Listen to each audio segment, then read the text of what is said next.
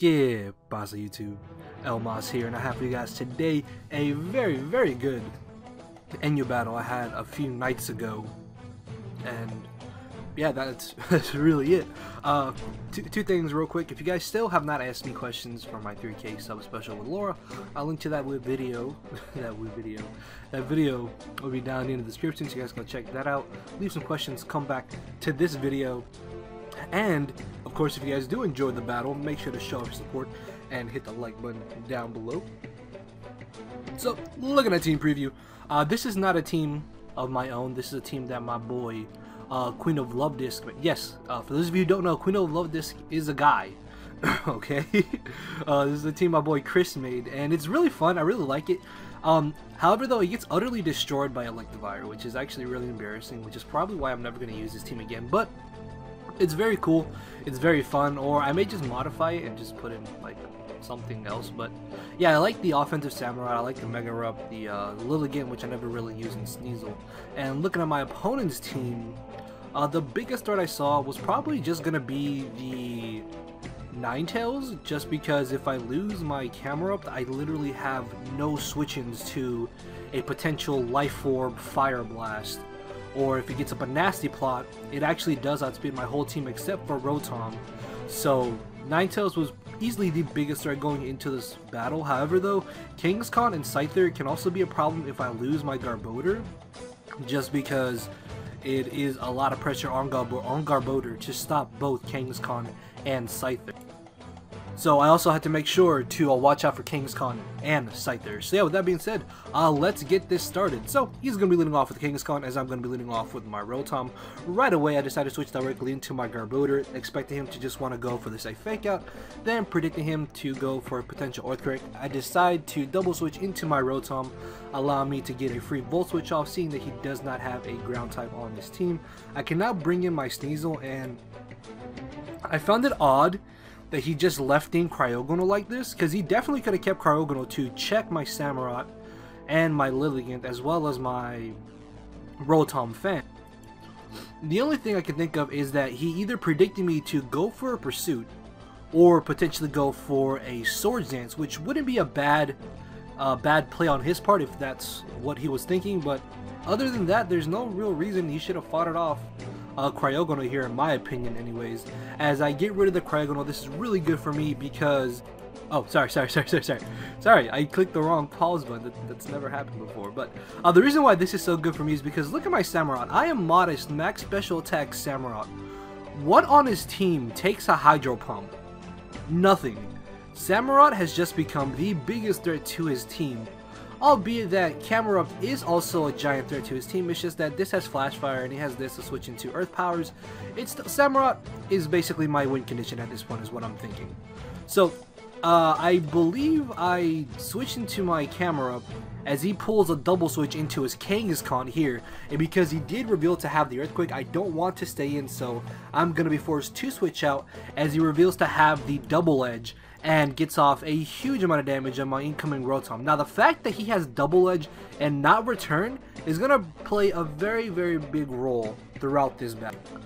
So, fearing a potential Sucker Punch, I decided to just go for the trick as he actually brings in the Ninetales, maybe thinking I would go for the Will-O-Wisp, which is not a bad play on his part.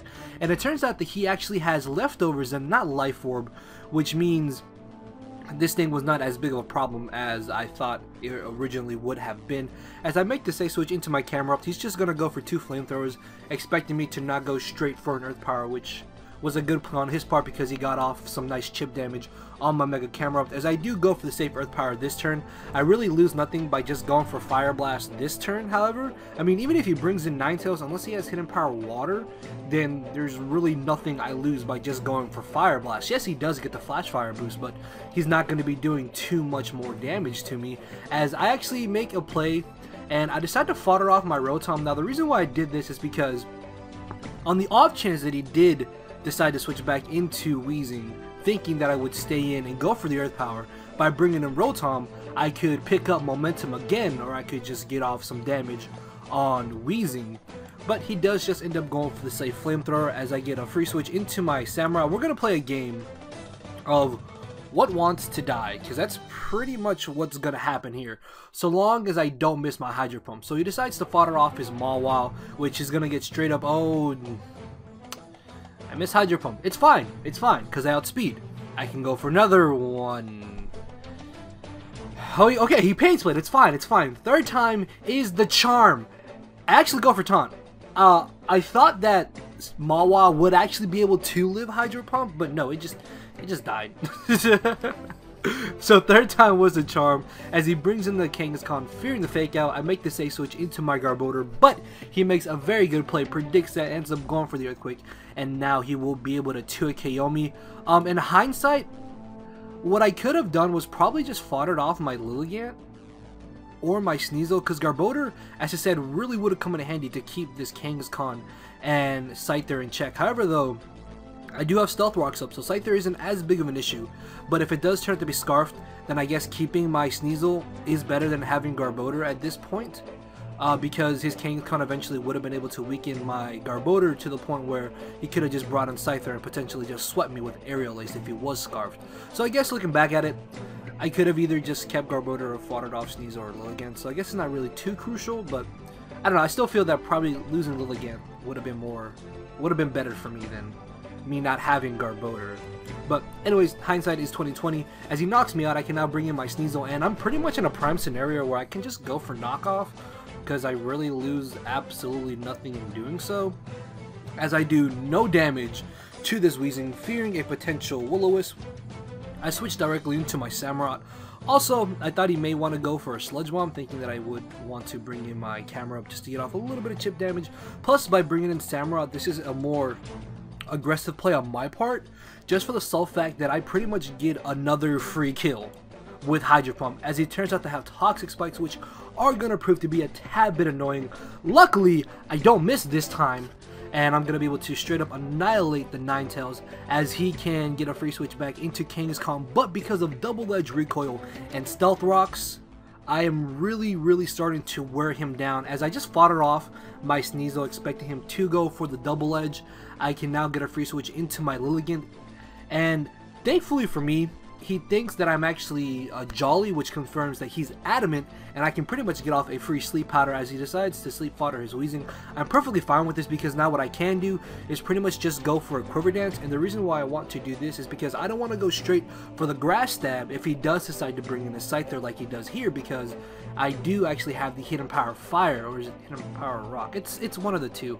I can't remember right now, but it turns out that his Scyther is not Scarfed. I knock him out with the Hidden Power, super effective, as he can get a free switch back into Kangaskhan. At this point, I pretty much won the battle, because all I have to do is fodder off my Lilligant here, bring in my Samurott, and so long as he doesn't crit me with Earthquake, which even then, Samurott does have pretty good bulk, so I want to say I can live a crit Earthquake.